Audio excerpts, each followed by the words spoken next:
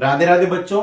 आजकल जब मैं बच्चों को मैथ्स का सैंपल पेपर करवा रहा हूं तो ये वाला क्वेश्चन जो है अक्सर देखने को मिल जाता है, जिसमें एक डायग्राम गिवन होता है और इसके अंदर एरिया ऑफ शेडेड रीजन आपको निकालना होता है और जो रेडियस है वो गिवन होता है, जैसा कि यहां पर लिखा हुआ भी है, find the area of shaded region if radius of each is 7 centimetre. यानी जो 4 सेक्टर गिवन है, ये जो शेडेड रीजन है इंडिविजुअली ये कौन सा शेप है, तो सेक्टर है। जो चारों सेक्टर है उसका रेडियस सेम है और वो कितना है, 7 सेंटीमीटर। लेकिन जैसे ही बच्चे देखते हैं कि जो शेडेड रीजन है ये तो सेक्टर है, तो इसका हमें एरिया तो फाइंड करना है, लेकिन सेक्टर का एरिया का फॉर्मूला क्या होता है, तो theta upon 360 into pi r square. क्या होता है, पाई आर स्क्वायर। और इस वाले क्वेश्चन में कहीं पर भी एंगल गिवन नहीं होता है, इस कारण से बच्चे देख के डर जाते हैं। लेकिन आपको डरने की कोई जरूरत नहीं है। ध्यान से समझिए कि ऐसे क्वेश्चन को हम कैसे सॉल्व करेंगे।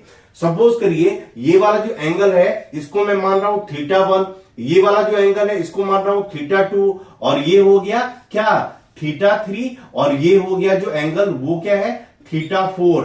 तो ये चारों जो सेक्टर हैं जिसका एंगल मैंने θ1, θ2, θ3 और θ4 सपोज करा हुआ है, यही चारों सेक्टर की वैल्यू आपको फाइंड करनी है। तो आप क्या लिखेंगे, तो रिक्वायर्ड एरिया इक्वल्स टू क्या हो जाएगा, तो एरिया ऑफ सेक्टर का फॉर्मूला आप यहां पर यूज करिए। तो क्या हो जाएगा, θ1 upon 360 into pi r square. R की वैल्यू क्या है, 7 का स्क्वायर। यानी ये जो है ये किसका एरिया निकल गया, तो ये इस वाले सेक्टर का एरिया निकल गया, क्योंकि यहां पर जो एंगल है वो मैंने क्या सपोज करा हुआ है, तो θ1। देखिए अब जो उधर वाला जो है ये वाला सेक्टर, इसका एरिया क्या हो जाएगा, सेम ऐसे ही मैं क्या करूंगा, θ2 अपॉन 360 इंटू पाई 7 का square plus θ3 upon 360 into pi 7 का स्क्वायर प्लस इस वाले सेक्टर का एरिया क्या हो जाएगा, तो θ4 अपॉन 360 इंटू पाई 7 का स्क्वायर।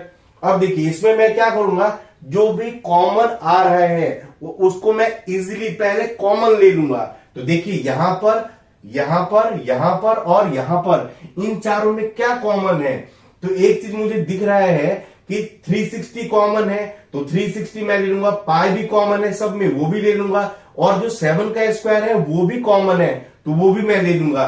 तो क्या क्या मैं ले रहा हूं, तो पाई की वैल्यू मैं अब यहां पर पुट कर रहा हूं, तो क्या हो जाएगा 22 अपॉन 7 इंटू 7 का स्क्वायर के बदले मैंने ये लिख दिया, और ये जो 360 नीचे है ये भी मैं कॉमन ले रहा हूं। तो ब्रैकेट के अंदर क्या आ जाएगा, θ1 प्लस θ2 प्लस θ3 प्लस θ4। यानी चारों जो एंगल है वो ब्रैकेट के अंदर आ गया।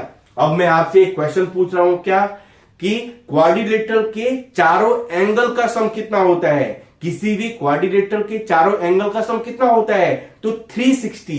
वही वैल्यू मैं यहां पर θ1 प्लस θ2 प्लस θ3 और θ4 के बदले पुट कर दूंगा। देखिए मैं इजिली अब पुट कर रहा हूं, तो ये वाला 7 इसे क्या हो गया, कैंसिल।